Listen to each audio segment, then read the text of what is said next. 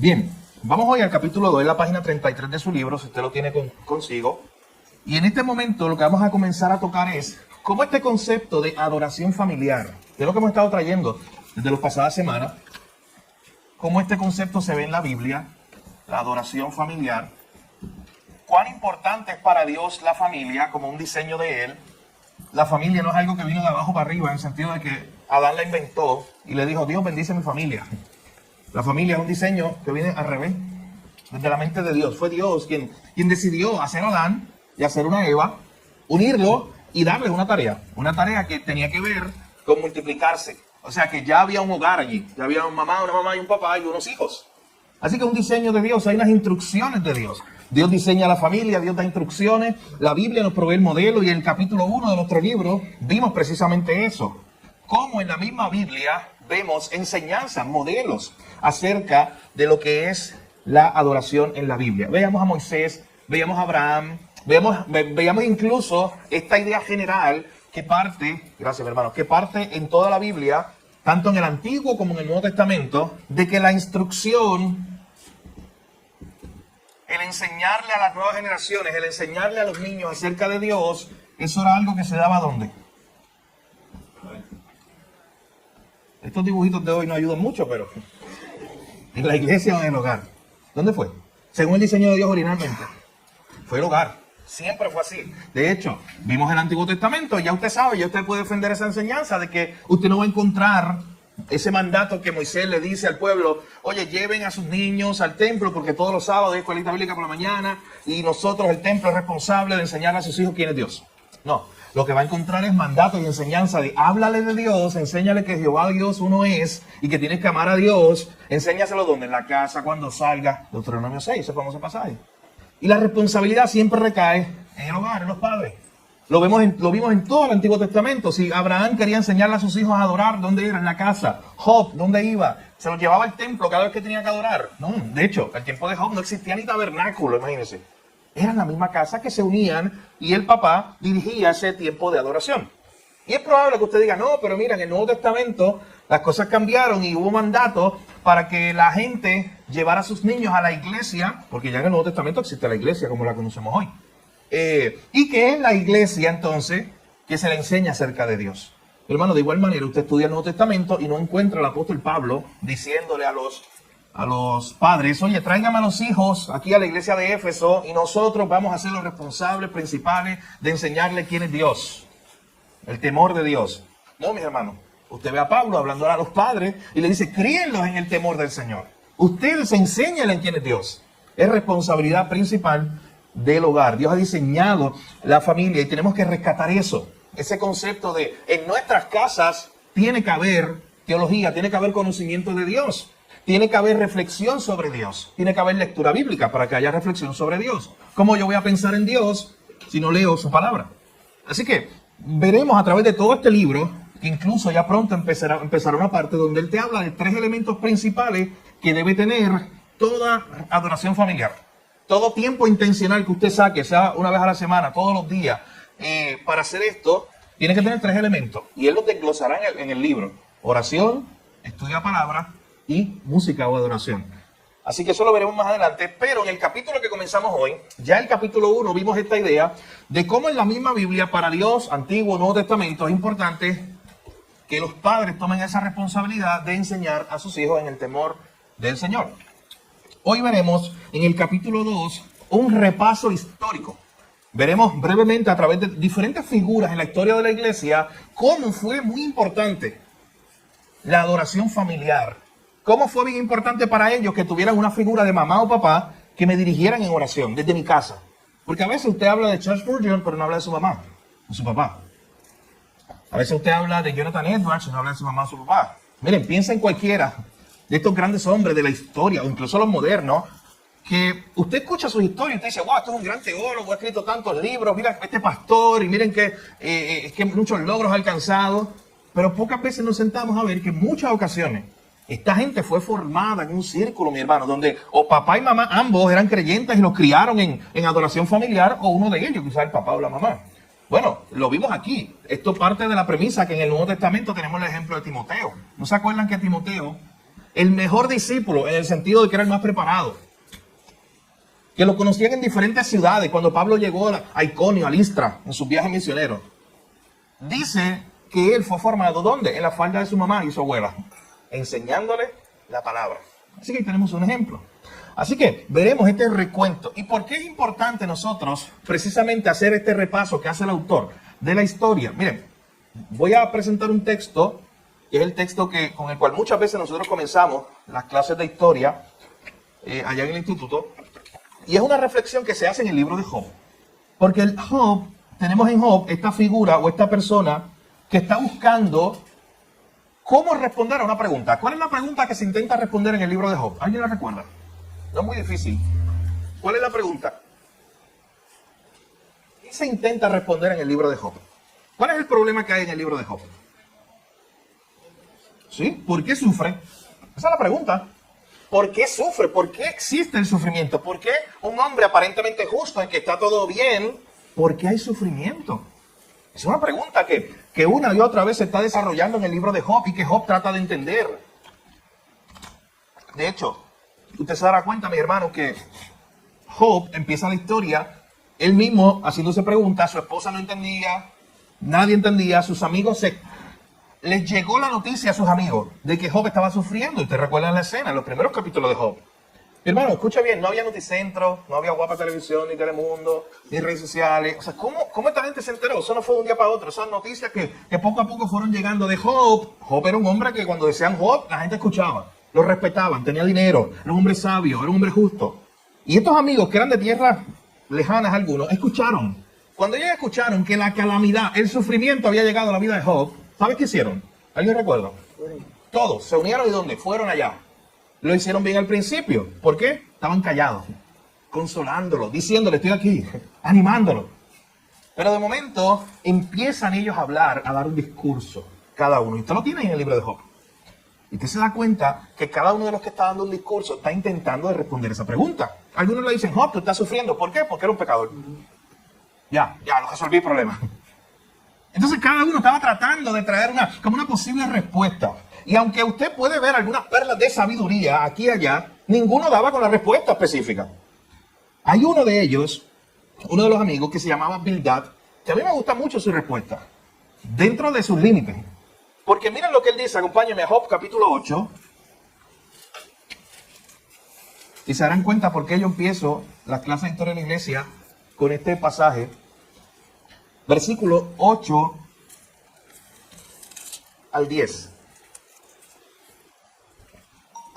Bildad está tratando de buscar respuesta para lo que está pasando con Job. ¿Por qué un hombre que parece bueno sufre? ¿Por qué hay sufrimiento? ¿Dónde podemos encontrar respuesta? Y miren lo que dice Bildad. Alguien que pueda leer Job capítulo 8, versículo 8 al 10. ¿Qué dice? Porque ahora a las generaciones pasadas y ponte para inquirir a los padres de ellas, pues nosotros somos también, nada sabemos, siendo nuestros días sobre la tierra como sombra. No te enseñarán ellos tragarán y de su corazón sacaron palabras. Miren lo que está poniendo aquí. No vamos a desglosar todo el texto, eso lo haremos en la clase de historia de la iglesia, pero miren lo que está ocurriendo. Bildad, un amigo de Job, está tratando de responder esta pregunta. ¿Cómo encontramos una solución al tema del problema del sufrimiento y de por qué los hombres sufren? ¿Qué hace Bildad? ¿Cuál es su solución? Según ese versículo. ¿Qué ustedes creen? Piensen. ¿Cuál es la solución de Bildad? Diciéndole a Job, vamos a resolver esto. Te tengo una alternativa. ¿Cuál es? Excelente. Muy bien. Vamos a ir al pasado. Vamos a preguntarle. A mí me encanta esa idea de vamos a preguntarle a las generaciones pasadas. Seamos humildes porque, mira lo que dice el verso 9. Eso es un acto de humildad. Nosotros somos de ayer y nada sabemos. O sea, antes de nosotros, que eso es una de las cosas que más me fascinan de estudiar la historia. Saber que antes de nosotros hubo gente y que a veces tú te las crees que te las sabes todas. Y antes de nosotros hubo generación y generación y generación y generación y generación. 3 puntitos. Que ya ellos enfrentaron los problemas que Soraya está enfrentando. O parecidos. Que ya ellos enfrentaron pruebas similares a las mías. ¿Y usted sabe qué? Qué bueno que yo pueda ir a un libro de historia de la iglesia y ver cómo los creyentes hace, qué sé yo, 500 años enfrentaron un gobierno que los oprimía y los perseguía. Y eso puede fortalecer mi fe hoy. Cómo los creyentes enfrentaron un tiempo de necesidad donde había escasez. Qué bueno que yo puedo ir a la historia y ver eso. De hecho, mi hermano, cada vez que usted abre la Biblia, usted está haciendo ese ejercicio. ¿Sabe por qué? Porque usted está yendo al pasado a ver cómo el pueblo, los israelitas, cómo Pablo, Pedro, cómo ellos vivieron y cómo ellos enfrentaron incluso algunas cosas. De hecho, no lo estamos haciendo con Pedro. Con la carta de primera de Pedro aquí, domingo tras domingo. Estamos viendo cómo esta iglesia en el pasado, que estaba sufriendo, Pedro le escribió una carta inspirado por el Espíritu Santo. Y ese acto de nosotros ir al pasado, preguntarle a las generaciones pasadas, ¿cómo ustedes enfrentaron el sufrimiento? Nos enseña a nosotros. Así que Bildad está diciendo, oye, vayamos a la historia. Preguntémosle, porque nosotros nacimos ayer. Seamos humildes. No sabemos todas las respuestas, Job. Tenemos que preguntarle a los que vinieron detrás de nosotros. Tenemos que indagar para ver si en algún momento hubo alguien que le pasó algo similar a lo que te pasó a ti, Job. Y ahí podemos encontrar sabiduría. Así que, mi hermano, es un principio muy importante que usted debe tenerlo y que lo debe invitar a deleitarse en la historia, porque usted está buscando sabiduría. Usted está buscando cómo las generaciones pasadas lidiaron con Dios, cómo ellos fueron discípulos, cómo ellos crecieron y lidiaron con diferentes pruebas. Así que este capítulo 2 lo que hace es mirar a diferentes autores. Usted verá nombres aquí de diferentes autores que vivieron hace algunos 1000 años, hace algunos 1700 años, y aquí lo está citando este autor, sobre qué hablaron ellos. Sobre el tema de la adoración familiar. O sea, usted sabe lo que quiere hacer Donald Whitney, que es el autor de este libro. Es decir, este tema de adoración familiar no me lo inventé yo en el 2010. Este tema de adoración familiar, en primer lugar, te demostré, capítulo 1, que sale ¿de dónde? De la Biblia. Y en segundo lugar, el capítulo 2 te quiero demostrar que hoy estamos en el 2024, o sea, por 2000 años ha existido la iglesia. Y por 2000 años tenemos familias que han vivido como cristianas. ¿Qué podemos aprender de ella? ¿Cuán importante era para las familias cristianas de la antigüedad hacer este acto de adoración familiar? Así que yo les animo a que usted pueda ir a la historia desde esa perspectiva. De hecho, hay un libro que quiero recomendarles. Creo que lo tengo aquí. Sí. Se llama Mujeres Piadosas, Grandes Hombres y sus Madres. Este libro, cortito, es oro. ¿Sabe por qué? Porque este libro lo que hace es ir a buscar personajes en diferentes épocas de la historia y ir a ver cómo hoy hablamos de Charles Spurgeon, que influenció en él. Hoy hablamos de un Jonathan Edwards, pero igual, él tuvo una madre que estuvo ahí influenciándolo. Y así él habla de diferentes personajes. John Newton, Agustín de Hipona, D.L. Moody, diferentes misioneros, pastores de toda la historia. Y cómo cada uno de ellos fueron influenciados por su mamá. So, si usted quiere crecer como mamá, con una mamá que ora por sus hijos, este es un libro excelente porque le va a animar a decir, oye, cómo todos estos hombres de Dios en su momento fueron influenciados por una mamá que oraba en su casa. Así que esto es un buen recurso. Pero lo que hace el mismo ejercicio que nosotros estamos haciendo hoy, ir a la historia y ver qué podemos aprender de cómo la iglesia en el pasado ha vivido y cómo las familias cristianas por 2000 años han enfrentado los retos que han enfrentado y han prevalecido en la fe. Así que ese librito, Mujeres Piadosas, de Tim Challies, ahorita lo voy a dejar por ahí, el que lo quiera ver, sería un excelente recurso. Bien, vamos a comenzar entonces. Le invito a que vaya conmigo ahí en la primera página 33 del libro, para que veamos y comencemos a ver ya lo que nos dice aquí un autor que se llama Lyman Coleman, que él está citando, sobre cómo era esto en la iglesia primitiva, ese tiempo posterior a cuando se acabó lo que se nos narra en el libro de los Hechos, esos primeros 100 años de la historia de la iglesia, cómo era que se reunía una familia a adorar. Esto es un testimonio de hace casi 2000 años de cómo adoraba la familia cristiana. Escuchen bien lo que dice. Estoy en la página 34 arriba. Dice, temprano por la mañana, la familia se reunía y leía una porción de las escrituras del Antiguo Testamento, que era seguida por un himno y una oración en la que daban gracias al Todopoderoso por preservarlos durante las silenciosas vigilias de la noche y por su bondad, al permitirles contar con bienestar físico y mental. Al mismo tiempo se imploraba su gracia para que los defendiera en medio de los peligros y las tentaciones del día, para hacerlos fieles en todos sus deberes y permitirles en todos los aspectos caminar dignamente en su vocación cristiana. Por la noche, antes de retirarse a descansar, la familia se reunía nuevamente y realizaban la misma forma de adoración que en la mañana, con esta diferencia. El culto se prolongaba considerablemente más allá del periodo que se asignaba convenientemente al comienzo del día. O sea, hace 2000 años, según un registro histórico, cómo las familias cristianas adoraban y cumplían esto. Ahí se nos da un ejemplo todos los días. Usted se imagina en la mañana, dándole gracias a Dios por el nuevo día que tienen, yendo al Antiguo Testamento y comenzando a leer la Biblia, preparándose para ese día. Y luego en la noche, dice el texto, el tiempo de reunión de la noche duraba más. También se reunían, también oraban al Señor. Hermano, qué distante está eso de lo que muchas veces pasa hoy en nuestros propios hogares.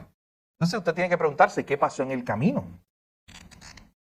¿Qué habrá pasado en el camino? Porque sabe que esas eran familias como tú y como yo. Familias igual que la tuya, igual que la mía. ¿Sabes qué? O incluso a veces con más problemas que los míos y los tuyos, de nuestra familia. Pero ¿qué cambió en el camino de hace 2000 años para acá? Que en términos generales, en términos porcentuales, esta no es la realidad de la mayoría de los hogares cristianos, en términos generales, en el mundo. ¿Qué pasó en el camino? ¿Sí? Así es. Cambiamos nuestra prioridad. ¿Qué más? Puse mis dibujitos y ahí hay una respuesta. ¿Es una realidad? Sí, también es una realidad. ¿Qué más? Sí, ahí está.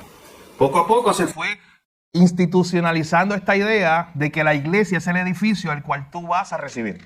Esa no era la realidad en el libro de los Hechos. Por eso, ¿dónde estaba la gente? En las casas. Y se reunían todos los días y todo el tiempo. ¿Sabes dónde era? En la vida diaria de la gente. No era que, mira, vamos para la iglesia para reunirnos para el discipulado, pero si eso no existía. No existía una estructura como esa. Se daba en la idea de yo querer invertirme en la vida de mi hermano bíblicamente y él en la mía. Se daba natural. Pero cuando se fueron institucionalizando las cosas, poco a poco la idea de la iglesia fue, oye, pues que si ya existe la iglesia como un edificio, un local aparte, y tiene unos encargados, y hay ministerio de niños, ministerio de aquello, oye, pues ¿quién se va a encargar de eso? Mejor que se encarguen ellos. Y poco a poco los padres fueron relegando esa responsabilidad, que Dios nunca ha cambiado en esa perspectiva. Dios no cambia, ese fue el diseño de Dios. Siempre le correspondía a los padres. Y poco a poco se ha ido queriendo presentar este concepto de padres diciendo, ¿sabes qué? En cuanto a Dios, que me los críe la iglesia.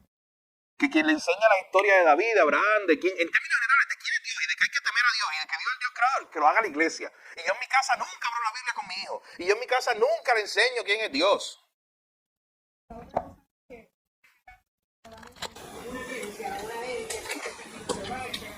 Claro.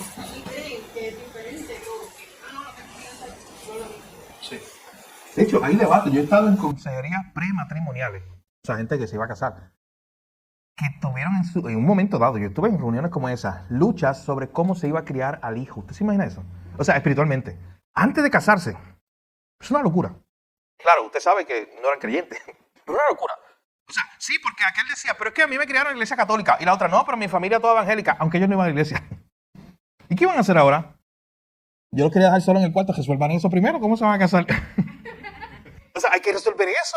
¿Cómo es que? Entonces, al menos tenía la idea espiritual, como que arreglar las cosas bonitas. Sí, mira, queremos criar a nuestros hijos en la iglesia, aunque ellos mismos ni. Y lo más importante, y fue mi llamado a ellos en ese momento, lo más importante es cómo está tu vida con Dios. Empieza por ti.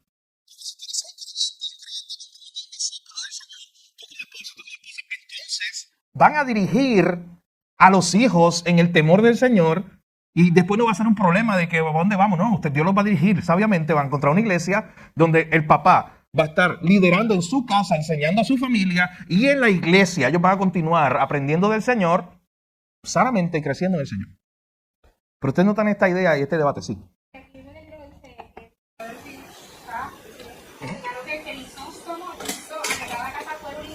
Sí. Cada cabeza de familia un pastor espiritual, recordar lo que deberá rendir cuenta incluso por su vida. Así es.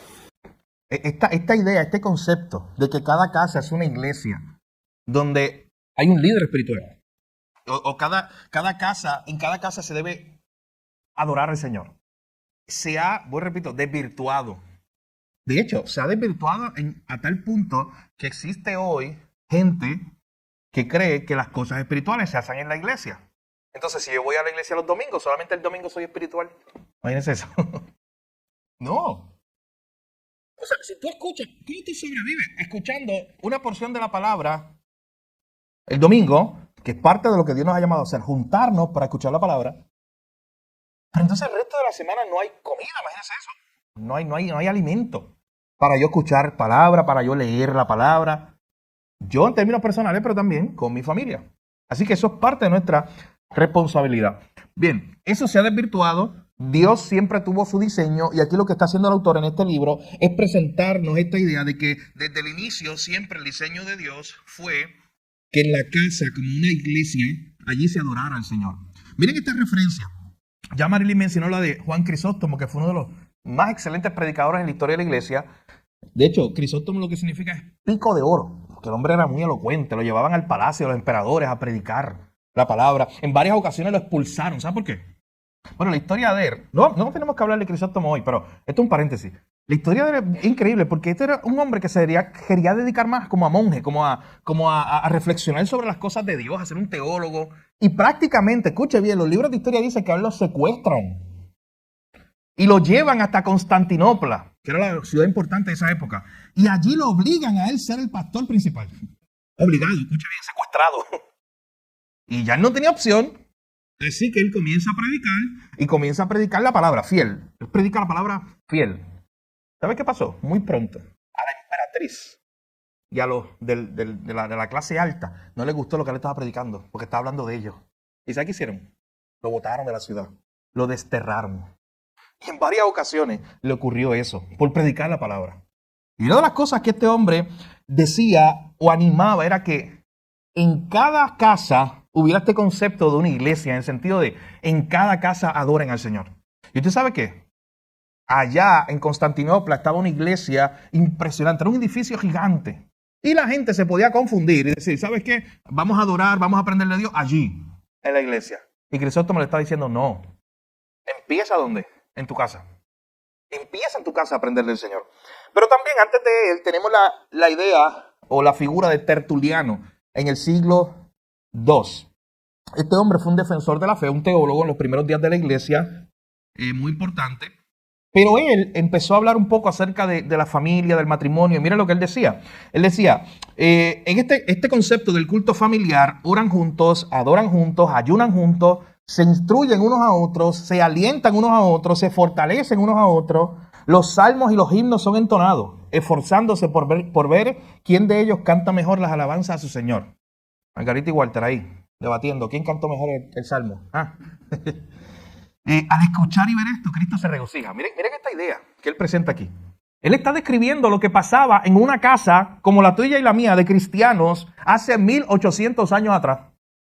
Y le está diciendo, estaba la esposa y el esposo, entre ellos orando juntos, adorando, ayunando juntos, instruyéndose uno al otro, alentándose, fortaleciéndose.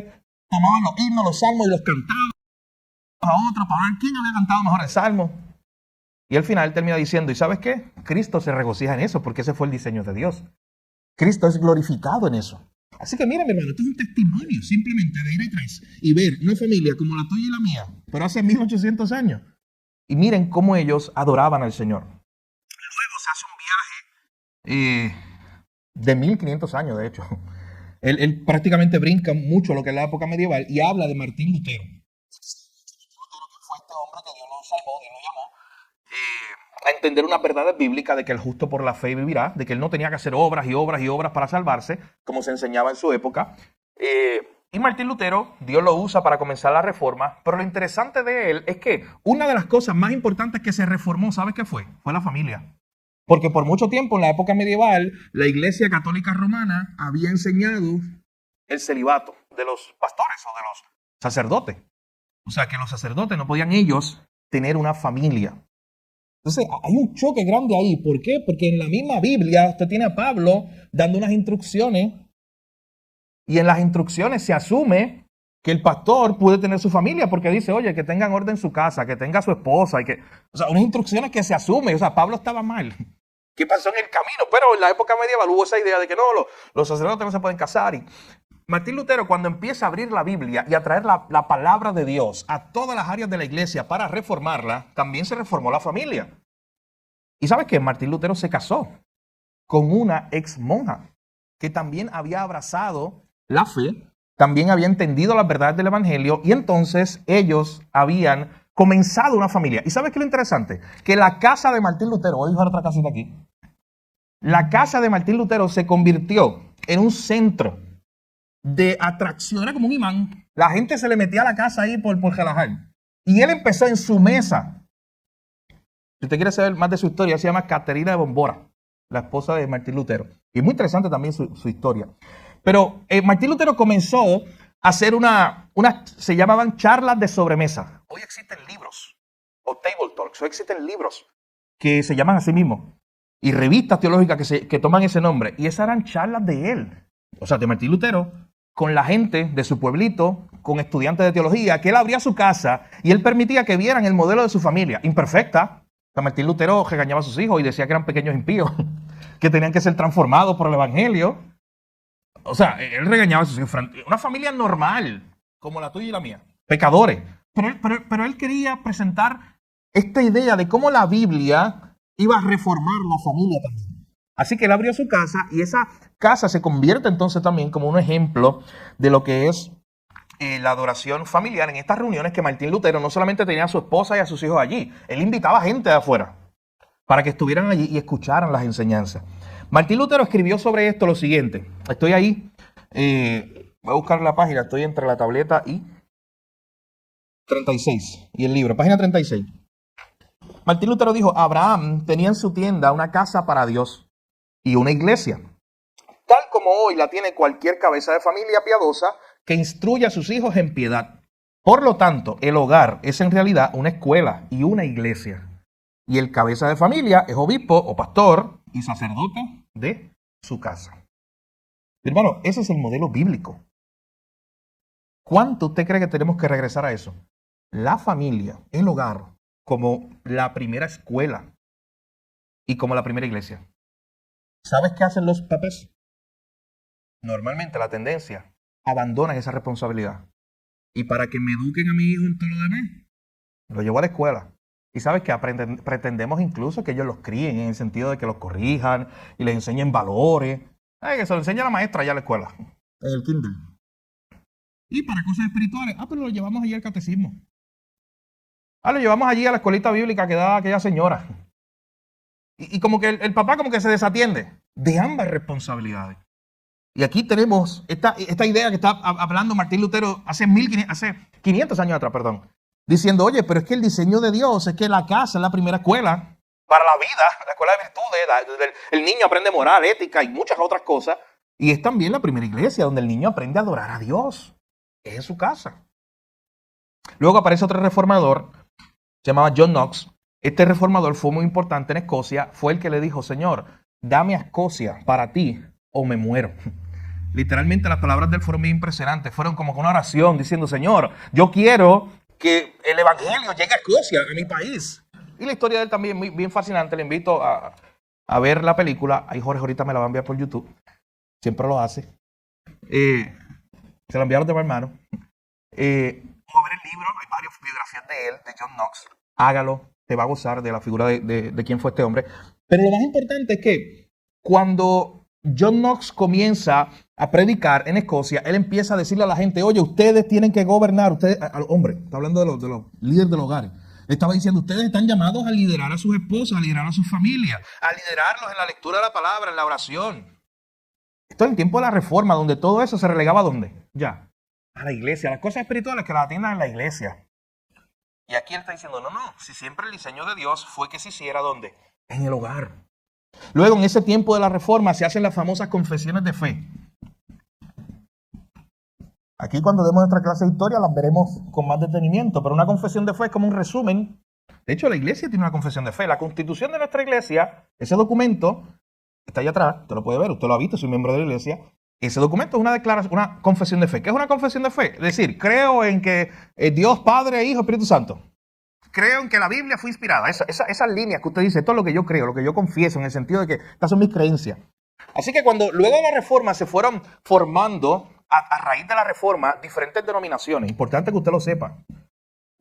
Denominaciones como los congregacionalistas. Denominaciones como los presbiterianos. Y la nuestra. Importante que usted lo sepa. nuestra denominación bautista surge en la misma época de la Reforma, específicamente en la Reforma de Inglaterra. Así que cuando se fueron formando estas denominaciones cristianas, cada uno fue haciendo como su confesión de fe, diciendo, esto es lo que creemos. Y algunas se diferenciaban de otras, porque por ejemplo los presbiterianos bautizan niños, los bautistas no, entendiendo que bíblicamente se bautiza el que entiende, el que es creyente. Así que cada uno fue haciendo su confesión de fe. Nosotros tenemos una, que es la confesión de fe 1689. Muchos de ustedes la han visto, si no, arrepiéntase y vaya a Google. No, si no, búsquela algún día y léala, es buena. Es una confesión de fe, es un resumen de creencias que tú y yo estamos acorde de nuestra familia bautista. De hecho, muchas de nuestras confesiones de fe modernas, incluso la de nosotros, son heredadas de ahí, salen de ahí. De hecho, nosotros pertenecemos a la Convención Bautista del Sur, igual, tiene una confesión de fe, se llama la Confesión de Fe Mensaje Bautista 2000, porque fue en el año 2000 que se publicó. Así que allí, en esa confesión de fe, y en la confesión de fe de los presbiterianos, que es la que se conoce como la Confesión de Westminster, dice lo siguiente: Dios debe ser adorado en todas partes, en espíritu y en verdad, tanto en cada familia en particular diariamente, como cada uno en secreto por sí solo. O sea, Dios debe ser adorado. Noten qué importante era para los bautistas, para los presbiterianos desde sus orígenes allá en la Reforma decir, Dios debe ser adorado no solamente en la iglesia, que era el concepto ya tradicional. No, Dios debe ser adorado en tu familia. ¿Y cómo va a pasar eso, Ramón? ¿Cómo es que Dios va a ser adorado en mi familia? Bueno, tiene que haber alguien que lo lidere en adoración. Tiene que haber alguien que diga, vamos a orar. Eso es adoración en familia. Tiene que haber alguien que en el hogar entonces diga, vamos a leer la Biblia. Y Dios le ha dado una responsabilidad especial a los hombres, a nosotros, de dirigir eso. Una responsabilidad, un llamado de Dios específico a liderar eso, y Dios nos llamará a cuenta. Este libro aborda una sección casi al final. Dice, oye, ¿qué pasa si yo vivo solo? ¿O qué pasa si yo soy mujer y mi esposa no lo hace? ¿O qué pasa si yo soy soltero? ¿Cómo yo aplico estas cosas? Vamos a llegar ahí, casi al final del libro, para ver qué enseñanza nos trae el autor sobre este tema también. Pero en una familia donde Dios ha salvado a ambos, a esposo y a esposa, los dos son creyentes, debe haber un liderazgo espiritual. De hecho, eso es lo que vamos a estar viendo muy pronto, el domingo. Cuando usted venga aquí a escuchar la palabra, ya llegamos a 1 de Pedro capítulo 3, el próximo domingo. Y precisamente se habla de las relaciones que se dan ahí en el hogar. Así que sí, es importante notar que para estos grupos en la época de la Reforma, la familia era el centro, era el lugar donde vamos a juntarnos a adorar a Dios. De hecho, ellos hicieron un directorio para el culto familiar, lo dice el libro. Y lo explica ahí el libro. Un directorio para el culto familiar. ¿Usted se imagina eso? Eso está ahí en la página 38 y 39. Era un directorio donde se enseñaba, para que nadie tuviera excusa. Para que Luis no dijera, pero es que yo no sé cómo voy a ser el líder de mi casa. No me puedo, tengo que hacer una línea aquí, imaginaria, para no pasar para allá. Imagínate que Luis diga, yo no sé cómo hacer eso. Bueno, primero tiene la escritura, obviamente, que le va a enseñar. Pero qué bueno que también tiene esto, un resumen de las enseñanzas doctrinales, de las enseñanzas bíblicas, que le dicen, oye Luis, tú puedes hacer esto. Un consejo práctico, mira, cómo tú puedes dirigir a tu familia de esta forma y de esta forma, ahora por ello. Ese tipo de cosas. ¿Sabes qué? En esta época, esto era tan importante que se disciplinaba. Eso, usted si leyó el capítulo 2 va a saber de qué estoy hablando. Se disciplinaba a los hombres de la iglesia que no hacían eso. Y cuando digo se disciplinaba, no es que lo ponían allá afuera y echaban latigazos. No es eso. Era que literalmente en la iglesia se ponían en disciplina, si queremos entenderlo mejor. Cuando un hombre no cumplía con sus responsabilidades. Miren qué importante era eso para Dios. Sí.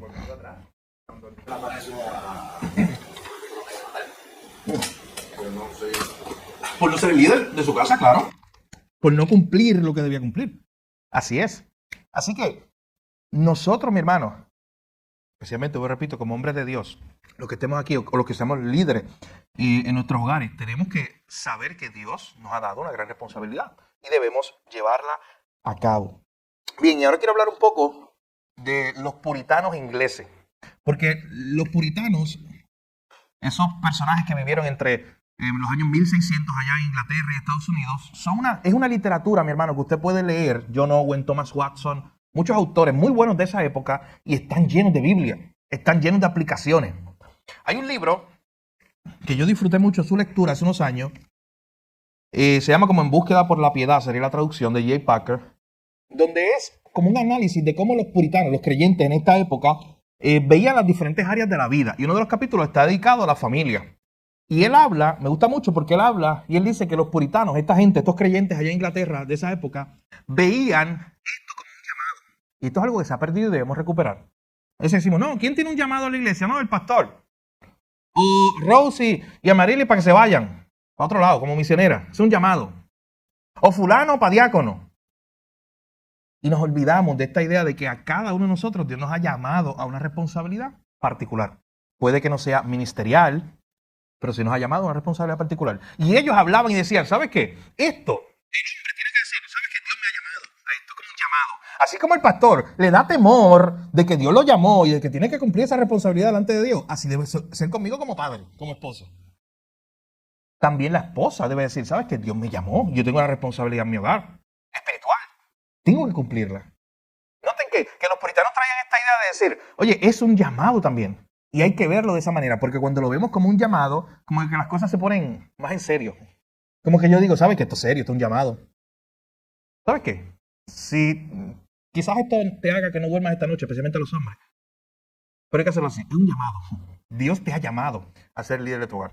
A las mujeres también, Dios les ha llamado a ser responsables y ayudar en ese proceso de la dirección espiritual. Y también la crianza espiritual de los hijos, un llamado. No podemos delegarlo. No podemos ser como Adán y Eva, que Eva le echa la culpa. Vamos a empezar al revés. Adán le echa la culpa a Eva. Y de momento las cosas se trancan tanto que cuando uno se está echando la culpa al otro, Eva a Adán, Adán a Eva, o Adán a Dios, al final queda Eva diciendo, fue la serpiente que... O sea, hay un enredo, hay una idea de que ninguno quiere tomar responsabilidades. No podemos hacer eso con la crianza de las próximas generaciones. Es un llamado que nos ha dado el Señor. No podemos decir, ¿sabes? Que lo llamamos a la iglesia y con eso cumplimos. Tú sabes que yo estaba pensando en estos días mucho en esta idea de que he conocido varias personas, por alguna razón, han llegado cerca de mi familia, amigos, conocidos, que no son creyentes. Están viviendo su vida de pecado, pública, y quieren hacer muchas buenas obras como para estar bien con Dios. Y buscan afirmación de un cristiano o de un pastor. ¿Verdad que yo estoy haciendo esto bien? Como si dijera, ¿sabes qué? Si hice esta buena obra, tengo una parcelita guardada en los cielos allí. Esa mentalidad de que con las obras somos salvos. Eso usted sabe, no es bíblico. La Biblia es muy clara, es solo a través de Cristo. Pero imagínense estas personas que tratan de decir, para calmar su conciencia, hice una buena obra. Pues hay padres que son bien fieles en llevar a sus hijos, y son buenos que lo hagan, llevar a sus hijos a la iglesia. Pero ¿sabes que muchas veces lo hacen por eso? O sea, ellos no son ni creyentes, ni ellos van a la iglesia. Pero lo hacen con esta idea de que, estoy haciendo una buena obra, con esto estoy bien con Dios. Le dejo esa responsabilidad a la iglesia y se los deja al catecismo de allá, a la parroquia católica, o se lo deja a la escuelita bíblica los domingos a la iglesia, o se lo deja a quien sea, alguien que esté enseñando la Biblia o que diga que está enseñando la Biblia. Y él mismo, en su casa, papá y mamá, no se hacen responsables. Pero hermano, eso es más común de lo que usted cree. O lo espiritualizamos más. Papá y mamá se esfuerzan un poquito más, trabajan un poquito más para meter en un colegio cristiano, católico o protestante, y hacer checkmark. Allí que le enseñen de lunes a viernes quién es Dios. Ellos van a tener clasecita bíblica. Yo no tengo que hacerlo. Eso es cómodo. Eso es muy exacto. Y ya. Exacto, eso es el 2 por 1, no lo había gastado. La escuela y la iglesia, allí en un colegio cristiano. Y ya. Entonces, que una manera que como que salí de eso. No, mi hermano, qué bueno que lo pudiste. Dios quiera que puedas dar una buena educación, un colegio, y qué bueno que allí se le enseñó la Biblia, si se le enseñó bien, es gloria a Dios. Es una ayuda más para que tu hijo crezca en el Señor. Pero no puedes delegar una responsabilidad que Dios te dio. Te la dio a ti, me la dio a mí. Y tenemos que cumplirla. Así que vemos en la historia, seguimos viendo diferentes autores. Tenemos a otro, se llama Richard Baxter, también un puritano, que él hablaba acerca de la importancia de que las familias también se vieran como pequeñas iglesias, como lugares desde donde se adoraba a Dios. De igual forma hay otro que es muy conocido, está ahí en su libro, Matthew Henry. Matthew Henry es tal vez el puritano más famoso, o uno de los más famosos por el comentario bíblico que él escribió. Y que Domingo acaba de comprar y me mandó una foto estos días. Así que Matthew Henry es un autor muy importante porque de esta época de los puritanos escribió un comentario de la Biblia, usted lo puede ver ahí, son muy buenas enseñanzas. Y él también es un ejemplo para nosotros de cómo, me gusta que se hace como una descripción de cómo era su vida.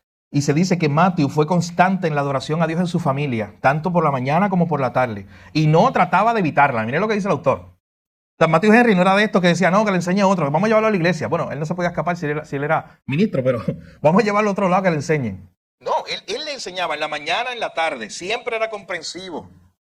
Cuando el día terminaba, sus hijos acudían a él para que orara por ellos. Una imagen muy bonita. Sus hijos entendían que su papá tenía la responsabilidad de orar por ellos. Es como Job, cuando estudiamos a Job hace una semana, que decíamos que yo les animaba a pensar que los hijos de Job ya sabían que su papá estaba orando por él. Porque dice el texto que lo hacía, dice Job capítulo 1, que lo hacía constantemente. Que era una práctica común de Job. Que sus hijos sabían que papi iba a estar orando por nosotros. Qué bonito eso, que nuestros hijos, nuestros nietos sepan eso. Que ellos puedan tener esa certeza. ¿Saben que mi mamá está orando por mí? O mi papá está orando por mí. O mi abuelo ora por mí. Hermano, comprométase con eso. ¿Y sabe qué? Dígaselo. Aunque sus hijos son manganzón de 40 años. Dígaselo. ¿Sabes que yo oro por ti? Eso es algo muy bonito. Tus nietos, dígaselo una y otra vez. Yo oro por ti. Ellos van a estar viendo que nosotros como padres, abuelos responsables, nos dedicamos a eso. Estamos cumpliendo. Este es un llamado de Dios. De exhortar a las próximas generaciones a crecer en el temor del Señor. Luego se nos habla de Jonathan Edwards. Jonathan Edwards fue el teólogo hasta hoy más importante de los Estados Unidos de América. Eso es mucho decir, de todo el hemisferio. Es uno de los teólogos más importantes de toda la historia cristiana. Produjo muchos textos que todavía hoy filósofos, teólogos tratan de entender. Fue misionero, pastor, presidente de un seminario, de lo que luego fue Princeton. El hombre tenía una enciclopedia en la cabeza. Fue un pastor. Fue misionero a los indios. Hizo 1000 cosas. Escribió mucha teología. Yo le animo, si usted no ha leído a Jonathan Edwards, uno de mis autores favoritos, puede leer de él, del siglo XVIII. Mi hermano, él cuidaba a sus hijos. Él los interrogaba con preguntas apropiadas. Me gusta cómo lo describe aquí el autor. Apropiadas cada uno según su edad. ¿Sabes qué? Tenía 11 hijos. 11 hijos. Y se dedicaba a ello. Teólogo, pastor, misionero, presidente del seminario, aquello, lo otro. Muchas veces no hizo todas las cosas a la vez. Escritor que nadie sabe todavía cómo rayos él escribió tanto. Se levantaba de madrugada y se metía al estudio. Dice que a veces 4 o 5 de la mañana se levantaba a estudiar y a escribir, a leer la Biblia, a prepararse. Y atendía a sus 11 hijos. A cada uno le preguntaba las cosas de Dios. Si estaban leyendo la Biblia. A cada uno según su edad. Los que eran más jovencitos, pues él profundizaba más. Los que eran más niños, pues lo que podía. Pero es un ejemplo también que aprendemos en la historia. Un padre que dice, no, esta responsabilidad no se la dejo a nadie más, que Dios me llamó a mí. Y le estoy enseñando a mis hijos estas verdades. Volviendo un poquito a Matthew Henry, y aquí nos vamos a quedar. Él dijo en algún momento, la reforma debe comenzar aquí. Y así que se titula el capítulo 2. A veces queremos que Dios cambie nuestra nación, nuestro país. ¿Sabes cómo comienza eso? Con una oración diciendo, Señor, cámbiame a mí. A mí en lo personal. ¿Un avivamiento para Puerto Rico? Avívame a mí, Señor. Yo leía Lamentaciones 5 esta mañana. Y llega un momento donde se está acabando el libro de Lamentaciones. Bueno, se acaba ahí. El libro de Lamentaciones. Y miren esto. Lo que dice el autor, Jeremías, verso 21. Vuélvenos, oh Señor, a ti, y nos volveremos. Renuévanos. Vuélvenos a ti. Es una oración de avivamiento. Señor, vuélvenos a ti, que nosotros volvamos a ti, Señor. Ese mismo texto en la Biblia de las Américas dice, restáuranos a ti, Señor, y seremos restaurados. Es una oración por avivamiento, pero empieza conmigo. Yo empiezo a decirle, Señor, avívame a mí, restáurame a mí, vuélveme a ti. Y empieza entonces, aquí, con mi familia. De hecho, al final, mi hermano, ¿qué hace una iglesia fuerte? Pues la iglesia no es el edificio, la iglesia eres tú y tu familia.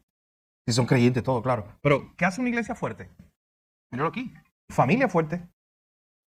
Una iglesia fuerte, una iglesia donde los líderes de su hogar, especialmente los hombres, entienden su llamado y lo están ejecutando, produce una iglesia saludable.